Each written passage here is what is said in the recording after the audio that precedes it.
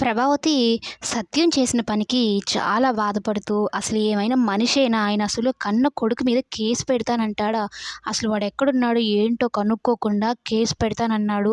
ఆయనేం మనిషో ఏమో అనైతే అనుకుంటూ, అసలు నా బిడ్డ ఎక్కడున్నాడో ఏమో, క్షేమంగా ఉన్నాడో లేదో, ఏమైనా ఇబ్బంది పడుతున్నాడో ఏమో అనుకుంటూ వెళ్తూ ఉంటే ఇంతలో సోదమ్మ కనిపిస్తుంది. సోదమ్మ దగ్గరికి వెళ్ళి, "సోదమ్మ, నాకొక చిక్కు ప్రశ్నుంది. దాన్ని నువ్వు క్లియర్ చేస్తావా?" అన్నట్టు అడుగుతుందనమాట. అమ్మ, సాక్షాత్ అమ్మే నిజం చెప్తుంది. ఏదైనా చిక్కు విప్పేస్తుంది అన్నట్టు చెప్తుంది. అయితే అమ్మవారి కానుకిచ్చుకో అంటే ఎంత అని అడుగుతుంది ప్రభావతి. రూ. 50 అంటే సరేని ఇస్తుంది. అయితే ఇచ్చింది రూ. 50 అయినా కూడా ప్రశ్నలు మాత్రం 100 రకాలుగా అడుగుతూ ఉంటుంది.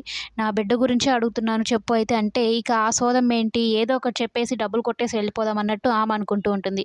ఇక నీ కొడుకు గురించా, నీ కొడుకు అందగాడు, శ్రీరాముడు, ఆకాశమంత ఎత్తెదుగుతాడు, చదువుల్లో సరస్వతి పుత్రుడు అని అయితే చెప్పడంతో మామూలుగానే ప్రభావతికి కొడుకంటే అంత ప్రేమ.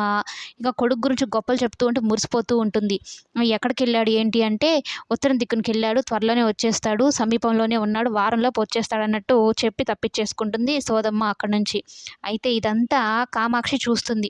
చూసి అంతా వింటుంది. కానీ ఏంటో వదిన సోదేదో చెప్పించుకుంటున్నట్టున్నావుగా అనైతే అంటూ ఉంటే, నా గురించేలే, నా జాతకం ఎలా ఉందో ఏంటో అనైతే అంటూ ఉంటే, ఎందుకు వదిన అబద్ధం చెప్తావు, ఎన్నో సంవత్సరాల నుంచి మన ఇద్దరం స్నేహితులు, నా దగ్గర కూడా దాచుతావా అని కామాక్షి అంటే, ఏం చేయమంటావు కామాక్షి వదిన, నీ నోట్లో నువ్వు గింజేస్తేనే దాగదు, అందరికి పోయి చెప్పేసి వస్తావు, టముకులేస్తావు.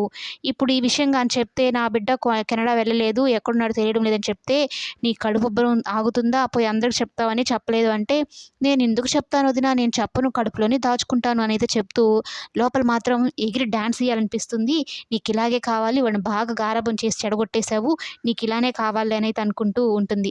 ఏం కాదులే వదిన, వచ్చేస్తాడులే వాడి గురించి నువ్వేం బాధపడకు అంటే, ఓయబ్బా మొహంలో వెలుగైతే వెలిగిపోతూ ఉంటుంది ప్రభావతికి మనోజ్ గురించి చెప్పగానే. అయితే సరే రా వదిన, ఎక్కడా చెప్పొద్దొదిన అని అయితే కామాక్షిని బతిమలాడుకుంటుంది.